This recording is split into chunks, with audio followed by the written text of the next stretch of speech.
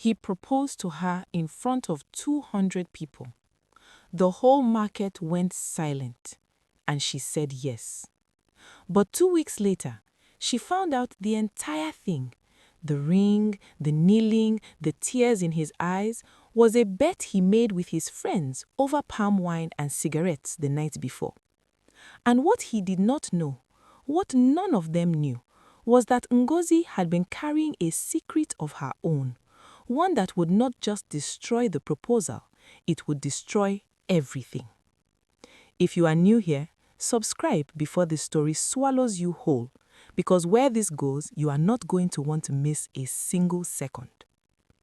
Ngozi Ifeoma Okufo was 26 years old, and she had never once in her life asked a man for anything. Not money, not attention, not love. She had watched her mother beg her father for 23 years, beg him to come home before midnight, beg him to lower his voice, beg him to stay.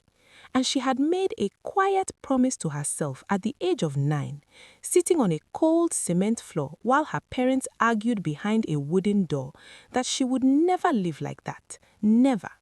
That she would be the kind of woman who chose herself first, always. She kept that promise for 26 years. Then she met Emeka Ngozi. He came into her life like a flood comes into a room, quietly at first, seeping under the door, barely noticeable, and then suddenly there was water everywhere and you could not remember what the room looked like dry. He was a trader like her, selling fabric at Onitsha main market, and their stalls were separated by only 3 other vendors: Mama Chisom, who sold groundnut oil, Old Eze, who sold second-hand electronics, and Auntie Bisi from Ibadan, who had been selling the same Ankara prints for 15 years and refused to bargain with anybody. Emeka's stall was loud with color and laughter. He was the kind of man who knew everyone's name, remembered everyone's birthday, and could make a stone smile if he tried hard enough. Ngozi noticed him for 3 months before she said a single word to him. Not because she was shy. Ngozi was not shy. She noticed him the way you notice a pothole in the road before you drive into it, carefully, cautiously, making mental notes about its exact location so you could stare around it. She had seen what charm did to women. She had seen it do it to her mother. She wanted no part of it. Then one afternoon in the middle of Harmattan season, when the dust was so thick you could write your name in the air, Ngozi's generator failed and her cold drinks turned warm within an hour. And Emeka walked over without being asked, borrowed cables from somewhere and fixed the problem in 20 minutes. He did not ask for her number, he did not linger, he just said, "No woman should suffer in this heat," and walked back to his store. She stood there for a full minute after he left, looking at the space where he had been. That was how it started. By the time they had been together for 8 months, Ngozi had allowed herself something she had never allowed herself before. She had allowed herself to need him, just a little, just enough that when he called, she smiled before she answered, just enough that she saved certain things to tell him, stories about her day, observations about the market, jokes she had from customers. She held them carefully until she could give them to him, like small gifts.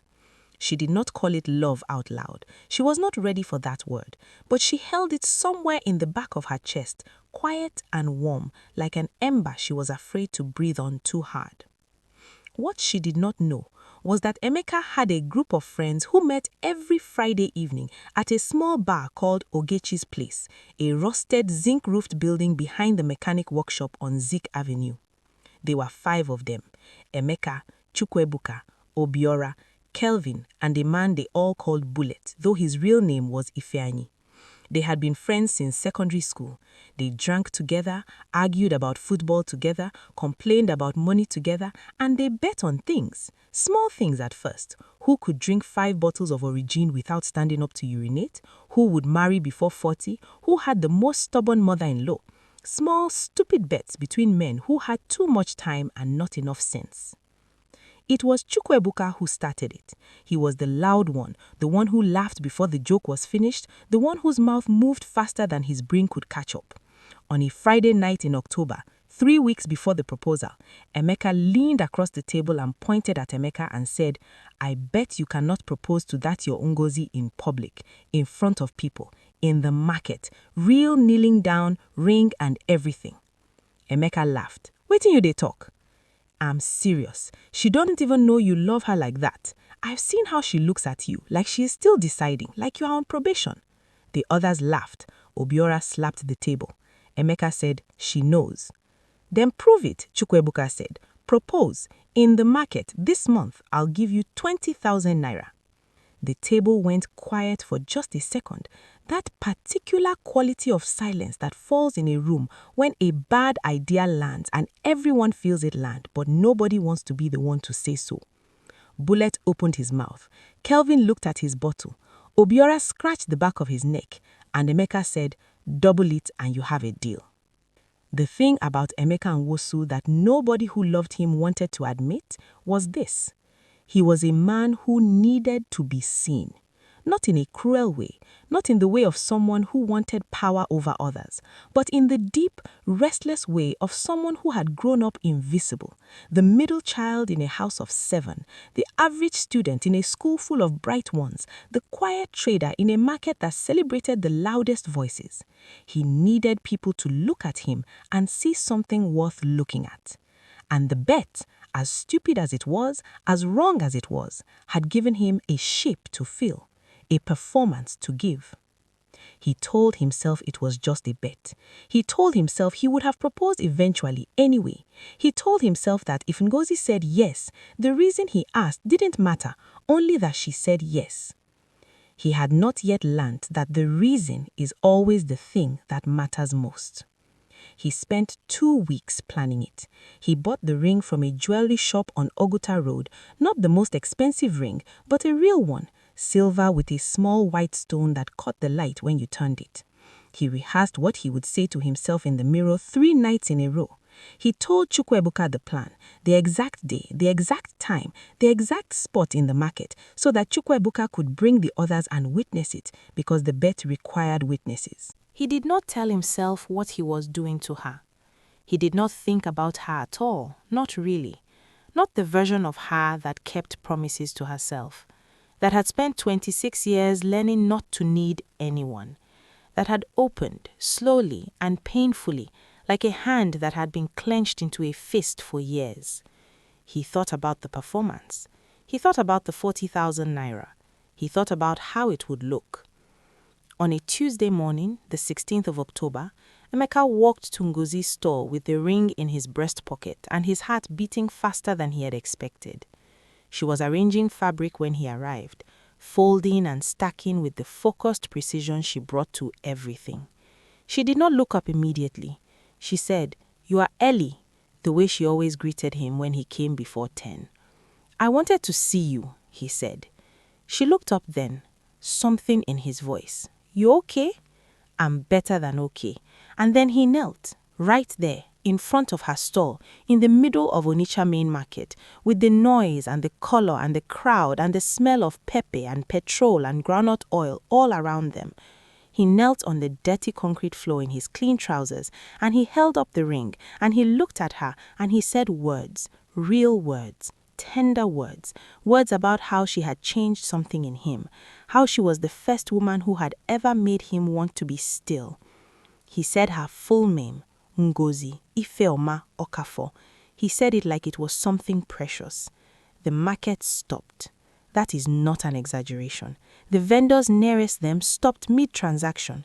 Customers turned. Mama Chisom pressed her hands together.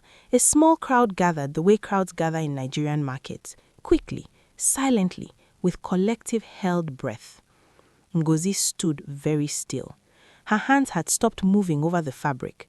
She was looking at him on the ground in front of her, and something was happening in her face, something complicated, something that moved through several emotions too fast to name. Her eyes filled. She pressed her lips together. She said yes. The market erupted, clapping, shouting, ululating. Mama Chisom was crying openly. Auntie Bisi, who never smiled at anything, was smiling. Emeka stood and slid the ring onto her finger, and she let him, and he held her hand for a moment and looked at her face and felt, and this is important, this is what makes what happened next so devastating. He felt something real. Not the bet, not the 40,000 naira, something underneath all of that, something he had buried under the performance, something true. He felt it in the moment she said yes, and then the crowd surged, and the moment passed, and Chukwuebuka was there slapping his back and laughing, and it was over. Ngozi spent the rest of that day in a state of shimmering unreality. She kept looking at the ring on her finger while she attended to customers. She called her younger sister Chioma that evening and cried. Not sad crying, the other kind, the kind that has no name because it is too many things at once. She told her mother. She said his name with a different weight to it now, a permanence she could feel in her mouth. She lay on her bed that night and let herself believe it, all the way believe it. For the first time since she was 9 years old, she let herself fully believe in someone who was not herself. 11 days later, a woman named Adana came to Ngozi's store. Adana was not from the market. Ngozi had never seen her before. She was tall, well-dressed, with the kind of carefully maintained appearance that suggested she thought hard about how she looked before she left the house. She came to Ngozi's store on the pretense of buying fabric, spent 10 minutes touching different materials without committing to any, and then looked at Ngozi's ring with an expression that Ngozi would spend weeks afterwards trying to read. She said, "That's a nice ring." Ngozi said, "Thank you." The woman said, "Emeka bought it, right? Emeka Ngozi from store 47. Ngozi went still. Not visibly, not in any way the woman could see. But inside, something became very quiet and very careful. "You know him?" "We are old friends," Adana said. She picked up a piece of Ankara, held it to the light, and said, "I heard about the proposal. Very dramatic, very Emeka." She said his name the way you say the name of someone you know too well. "Did he tell you why he did it?" Something cold moved through Ngozi's chest. "What do you mean, why?" "He wanted to get engaged." Adana put the fabric down. She looked at Ngozi directly, with the expression of someone who has decided to do something uncomfortable and is doing it anyway. "There was a bet, sweetheart, between him and his friends at Ogechi's place on Zik Avenue. Chukwuebuka dared him to propose publicly and offered him 40,000 naira. Emeka agreed." She paused. "I know because Bullet is my cousin and he told me. He felt bad about it. He wanted someone to tell you." The market kept moving around them. Someone was arguing over a price 3 stalls down. A motorcycle wove between pedestrians in the narrow lane. The sun was the same sun it had been 30 seconds ago.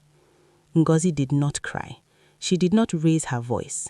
She looked at the ring on her hand for a long moment, and then she looked at the woman in front of her, and she said very quietly, "Thank you for telling me." The woman left. Ngozi folded a piece of fabric with immaculate precision, placed it on the stack, and folded another. She did not stop moving. She did not let herself stop moving, because if she stopped, she would have to feel it, and she was not ready to feel it, not yet, not here. She let herself feel it that night, alone in her room. It was not the kind of grief that comes in waves. It was the kind that comes all at once, a total flooding.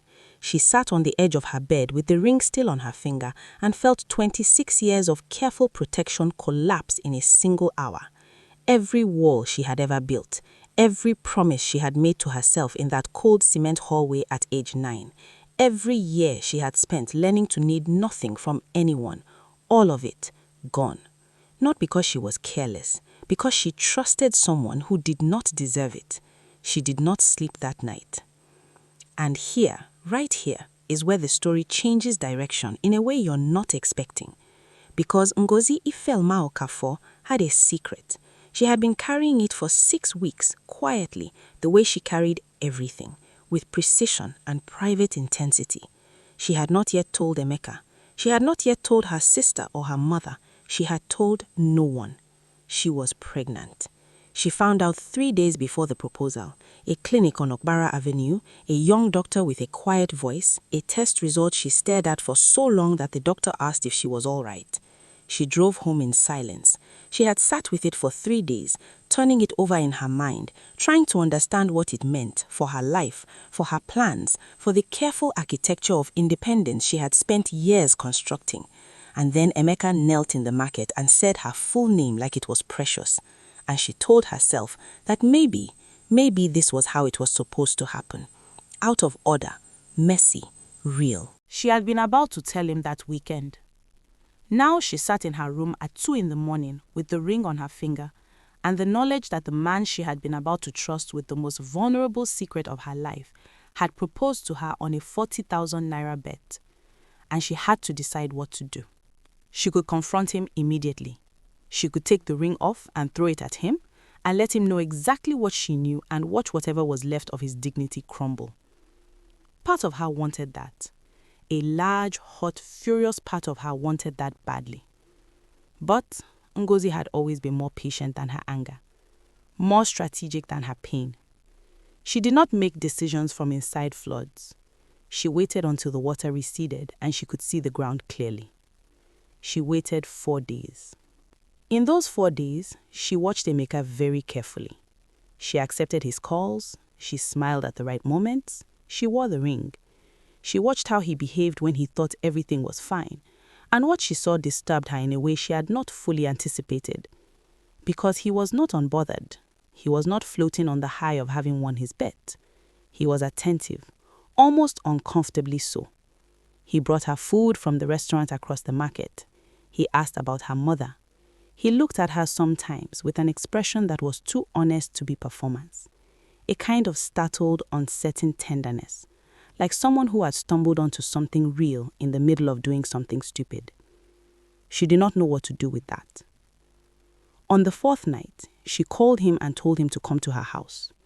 He arrived at 7 with a bag of oranges because she had mentioned 2 days ago, casually, that she had been craving them. She noticed that. She noticed everything. She let him sit down. She let him peel an orange. She let the room be normal for exactly 3 minutes. And then she placed both hands on the table, ring visible, and said, "Tell me about Ogechi's place. Tell me about a Friday night in October. And tell me about 40,000 naira." The orange stopped in his hands. He did not deny it. She had not expected him to, that she had always believed cowardice and Emeka did not quite fit each other, that whatever else he was not a man who could lie while being looked at directly. He put the orange down. He looked at his hands, and then he looked at her and she saw it. The thing she had been trying not to see for 4 days because she was not sure what to do with it. Shame. Real shame. The kind that does not perform itself. The kind that just sits in a person's face like something heavy. He said, "I was going to tell you." When? I don't know. I kept thinking if I told you I would lose you. And I couldn't. He stopped, started again. "Ngozi, I know what I did. I know what it looks like. But I need you to know that the moment you said yes, the bet didn't exist anymore. It became something else." She said, "That is the most convenient thing a man in your position could possibly say." He said, "I know. You knelt in front of me in public. You said my full name. You held my hand, and somewhere in the crowd your friends were watching and counting their winnings." He said, "I know. You made a performance out of something I was trying to make real." He said nothing. There was nothing to say to that. She looked at him for a long time. He did not look away. She would remember that later, that he did not look away. She said, "I'm pregnant." The word landed in the room with a weight that reorganized the air around them. She watched his face go through something. Several things, too fast, one after the other. Shock first, then a brief flash of something that might have been joy, then immediately the collapse of that joy under the gravity of what was also happening in this room, in this conversation, in this particular moment where the worst thing and the most precious thing had arrived at exactly the same time. He said, "Ngozi, I found out 3 days before the proposal. I was going to tell you that weekend."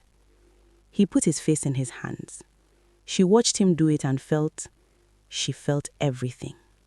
She felt the fury that had not gone away, and the grief, And underneath both of them, deeper and quieter and more frightening, she felt how much she still wanted him.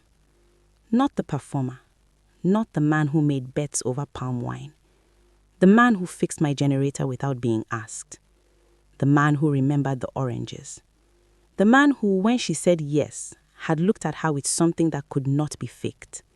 That man. She wanted that man with a ferocity that terrified her. She said, "I need you to leave tonight. I need to think." He looked up. "Ngozi, I'm not ending anything right now. I'm not making any decision right now. I'm telling you to leave and give me time to think. If you respect me at all, you will do that." He stood. He was at the door when she spoke again. "The bet," she said. "Did you collect the 40,000 naira?" He turned around. She could see from his face that he had. He looked sick with it. "Give it back. All of it. Give it back to Chukwuebuka and tell him why. You do not get to profit from what you did to me." He left. "Now subscribe. Not because I'm telling you to, but because the part you think you understand about this story, you don't. Not yet." Here is what happened in the 2 weeks that followed, and here is where the story becomes something that cannot be unwound. Ngozi's mother came to visit on a Saturday. Her name was Mama Ifeoma, a small, compact woman with sharp eyes of someone who had survived a great deal by paying close attention. She saw the ring. She saw her daughter's face. She sat down and said, "Tell me." And Ngozi, who had told no one, who had been carrying all of this alone with the precise, exhausting dignity she had learned at 9 years old. Ngozi told her everything. The proposal, the bet, the pregnancy, the night she had sent Emeka away. She told it without crying, in the level voice she used when she needed to stay in control. Her mother listened without interrupting.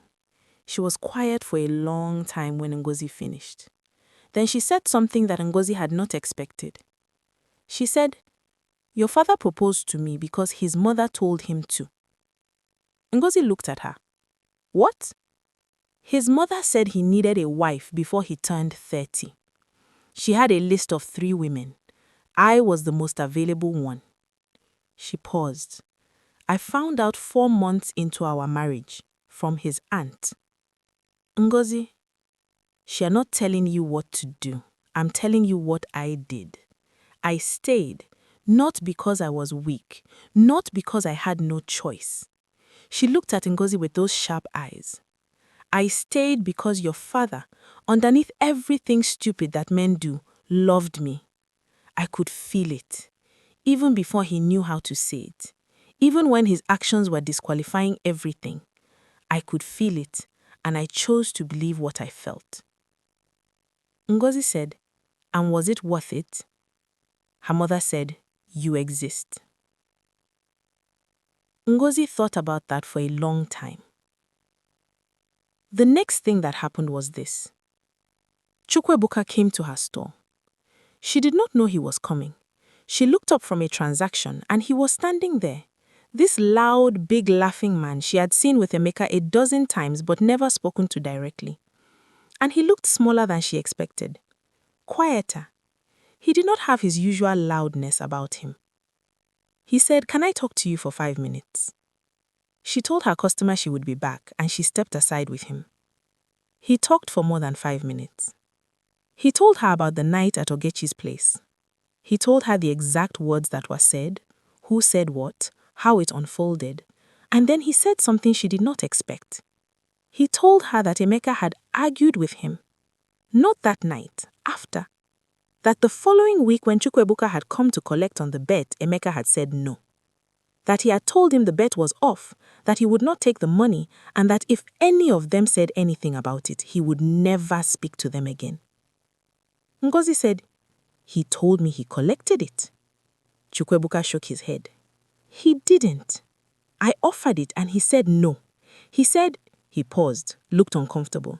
"He said the bet was the worst thing he had ever done and he didn't want anything that came from it. He said he was going to tell you and lose you and that was what he deserved." She stared at him. He was going to tell you, Chukwuebuka said. Before whoever told you did, he had already decided. I came here because I needed you to know that part. After he left, Ngozi stood at her stall and felt the ground shift slightly beneath her feet. The way it shifts in the moment after something that felt certain becomes uncertain again. She had believed she knew the whole shape of what Emeka had done. She had organized her grief around it neatly, given it clean edges, made it something she could hold and examine and make decisions about. Now those edges were blurring, and she did not know if that made things easier or harder. She called him that evening. He answered on the second ring, which told her he had been waiting. She said, I want to meet, somewhere that is not my house and not the market, somewhere neutral. He said, okay, anywhere you say. They met at a small restaurant near the Niger Bridge, the kind of place that is too quiet for celebrations and too warm for endings, which is why Ngozi chose it. She arrived first. She sat facing the door. She watched him walk in and noticed, against her better judgment, that she still knew exactly how he walked. That specific rhythm, slightly faster on the right foot, the way he tilted his head left when he was thinking. She had learned him so thoroughly. That was the thing about opening yourself to someone. You could not take back what you had learned. He sat down. He did not reach for her hands. He was learning, she noted, how to be careful with her. She said, You are going to tell me. Yes. Why didn't you tell me from the beginning, before the proposal, before the ring? Why didn't you say no to the bet? He was quiet for a moment. Then, because I was afraid that without the push, I would wait forever. Not because I didn't love you.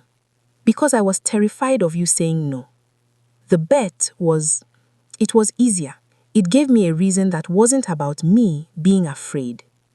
She looked at him. You used me to avoid your own fear. Yes, he said, simply, no defense. She said, and you know what you did to me. You know what it cost me to say yes to you. I'm starting to understand it. I don't think I understood it that day. I think I didn't understand how much you had given when you said yes. I didn't know how much it took. No, she said. The food came. Neither of them touched it. She said, I'm keeping this baby, with or without you.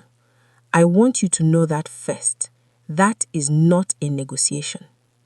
He said, I know, and I want to be there if you let me. Not because of the baby. The baby is a reason to be present, not a reason to love you. I want to be there because of you.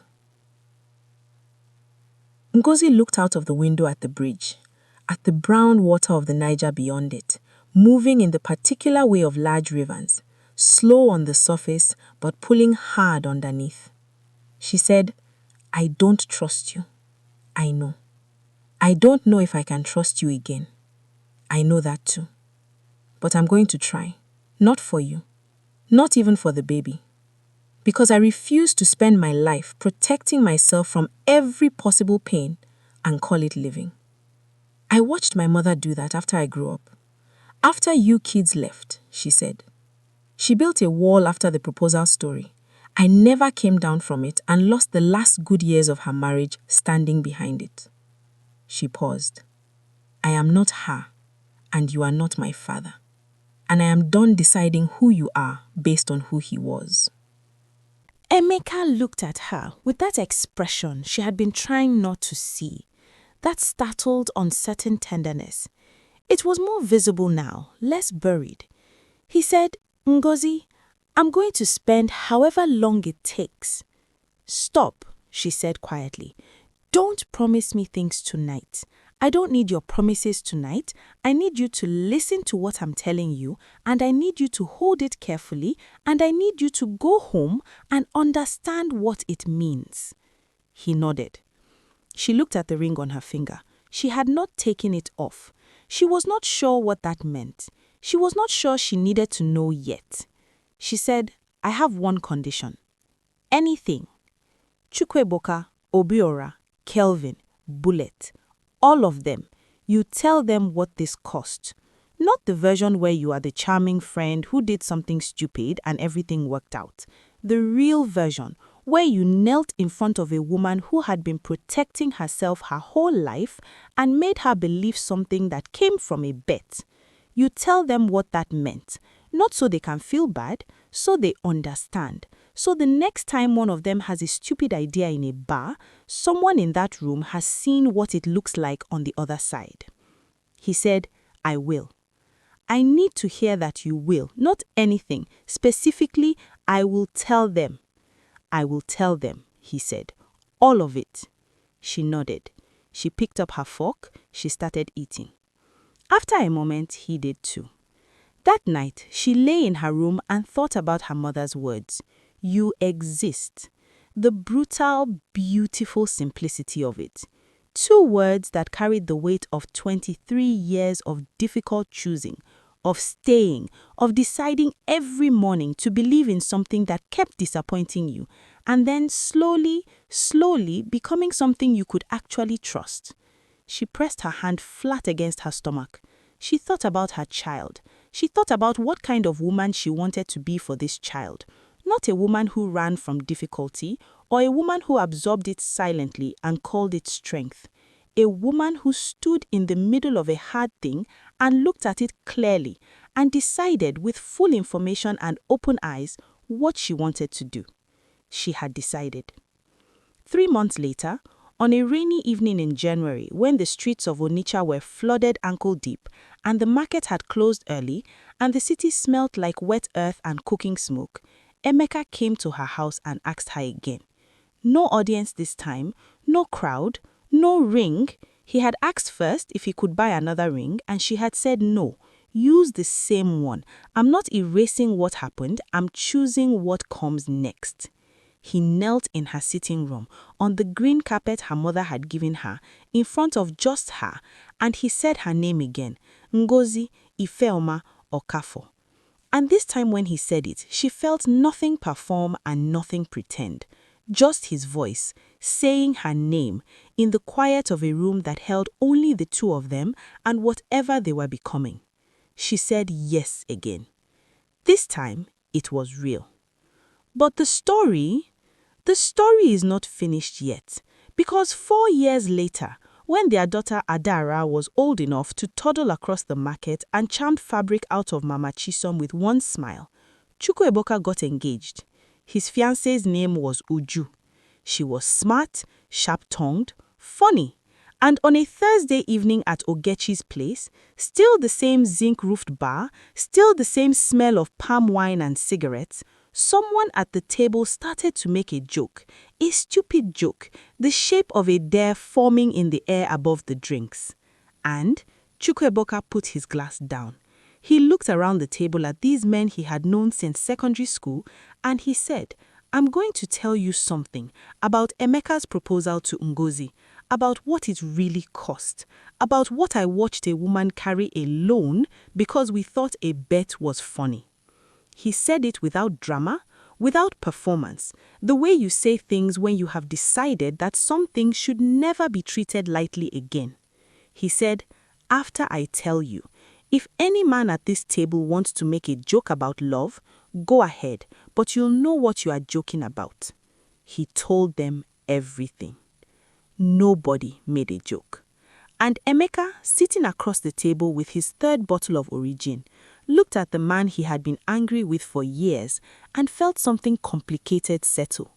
Not forgiveness, that had happened gradually, over the years in the quiet ways things resolve when both people are trying. Something else, recognition, that even the people who hurt you can become, with time and accountability, part of the story of how you got somewhere good. Ngozi found out what happened at the bar the following week. When Uju called her, they had become friends by then, the careful, slow way women become friends when they recognize something in each other. Uju said, your husband told his friends the truth last night. All of it. Ngozi said, how do you know? Uju said, because Chukwuebuka came home and cried. He said it was the first time in his adult life he had cried over something he had done.